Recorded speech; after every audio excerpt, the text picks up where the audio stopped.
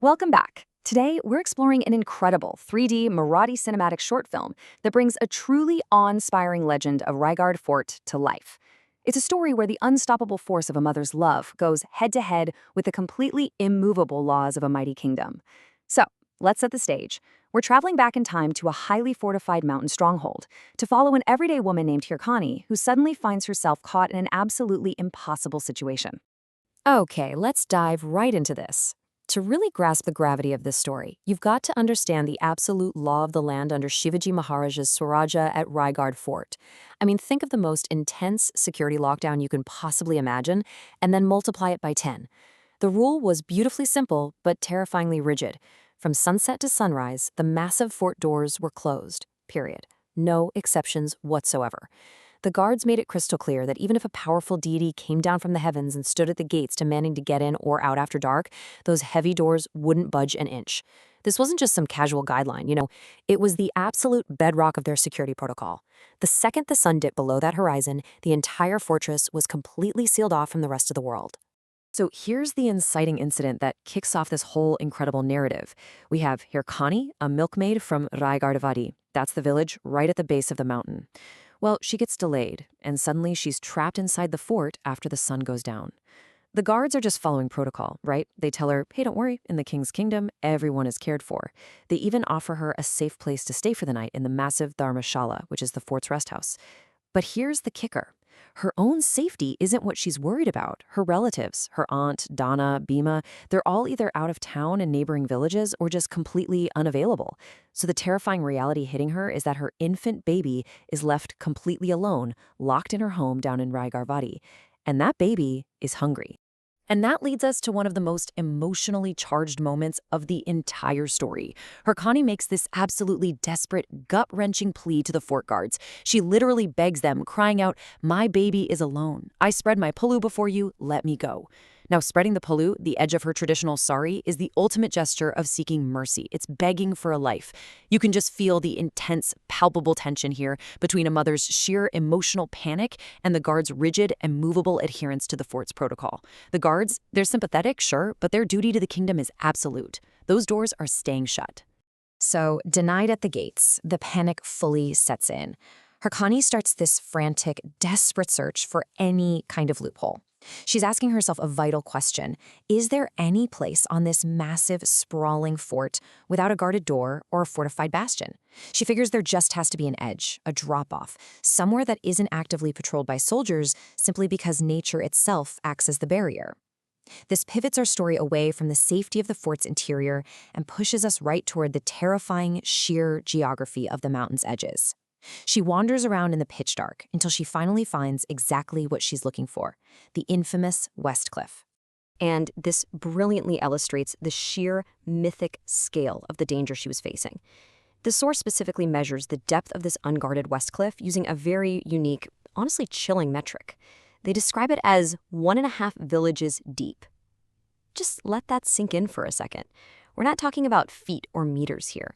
Imagine stacking entire neighborhoods or massive modern skyscrapers right on top of each other. This wasn't just some steep hill. It was a sheer, dizzying plunge straight into the abyss. And it was left completely unguarded by the royal military for one very simple reason. No sane human being could ever possibly survive climbing down it. Let's look a little closer at the incredibly vivid sensory details the source uses to portray this lethal obstacle. Standing right at the edge of the West Cliff, the sheer drop is so immense that just looking down causes severe vertigo and dizziness. The text literally says it gives a person the spins. The cliff face is so impossibly steep that it's visually described as the sky itself pouring downward into the dark earth. And hey, if that wasn't terrifying enough, the edge is constantly being battered by fierce, heavy, roaring winds. It's a completely hostile, terrifying environment that promises almost certain death for a lone, unequipped milkmaid stumbling around in the middle of the night. Let's see how this all builds into an incredibly high-stakes sequence. First, she's pleading unsuccessfully at the main gates, realizing that absolutely no human authority is going to help her. Second, she actively tracks down the terrifying, unguarded West Cliff, completely rejecting the safety of the rest house. And third, the absolute climax of the night. She risks absolutely everything to climb down that sheer, dizzying, wind-battered drop in total pitch-black darkness. Driven entirely by the thought of her crying, hungry baby, she pushes her body way beyond all mortal limits. She's clinging to rocks, grabbing roots, fighting the wind, and practically defying death itself just to reach the bottom. And, miraculously, she survives. But, this story doesn't just end with her safely arriving home. We need to shift gears here, because the sun eventually rises and, well, actions have consequences. The very next day, the great King Shivaji Maharaj discovers exactly what happened, and he summons Hirkani back up to the royal court. So now she's standing right before the ultimate authority. She broke the absolute fort laws of Swaraja, and as the legend makes completely clear, everyone in that kingdom knows the severe, totally unforgiving penalties usually reserved for rule breakers. She risked her life the night before, but now she might actually lose it legally just for defying the king's strict lockdown protocol. The king looks at this humble milkmaid who somehow conquered an unclimbable cliff. He tells her that her determination and courage are beyond praise. But then he presents her with an ultimate, terrifying test. He says, "We want to see your bravery with our own eyes. Show us." He literally demands that she replicate this impossible descent right then and there, in broad daylight, in front of the entire royal court. He wants to witness this superhuman feat for himself, which, remember, requires climbing down a cliff that gives people severe vertigo just by looking at the edge. Now, what's really fascinating to think about here is the profound psychological contrast. Just look at the duality of the situation. Yesterday, shrouded in darkness, she was a desperate mother, willing to risk absolutely everything, completely fueled by the agonizing thought of her hungry, lonely baby. I mean, have you ever done something impossible in a moment of sheer panic, only to wonder how on earth you actually pulled it off later? Today, standing in the sunlight, she's a mother whose child is safe, fed, and secure. Stripped of that terrifying, urgent necessity to save her child, all that superhuman adrenaline is just gone. She's suddenly paralyzed by entirely normal human fear. And that brings us right to the emotional climax of her dialogue. She looks down at the sheer drop, the exact same drop she survived just hours before, and she turns back to the king and admits, "Now just looking down makes my heart pound. I can't do it now, Maharaj." It is such a stunning, deeply vulnerable admission. She confirms right there, to the most powerful man in the land, that she only survived the sheer drop because she was a mother desperate to save her child. It wasn't physical training, it wasn't some natural fearlessness, it was just raw, unadulterated maternal instinct. So what does the king do? Instead of calling for the executioner, she gets this profound acknowledgement of her incredible determination. The king actually chooses to honor her immense maternal love over the severe penalty that's normally expected for rule breakers.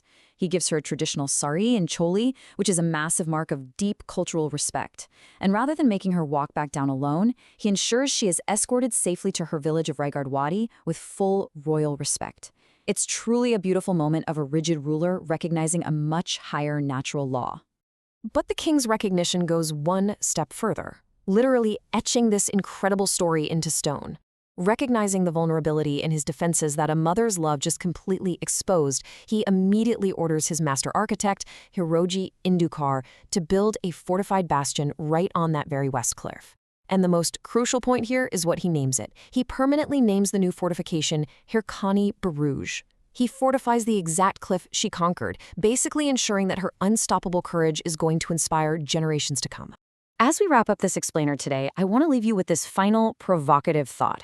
What exactly happens when the immovable laws of a mighty kingdom meet the unstoppable force of a mother's love? The legend of Hirkani shows us that while walls and laws are built to keep armies out, absolutely nothing can stand in the way of a parent's devotion to their child. It really forces us to ponder the limitless boundaries of human willpower when it's fueled by love. Thank you so much for joining me to explore this incredible piece of history. Keep learning, keep questioning, and I'll see you in the next explainer.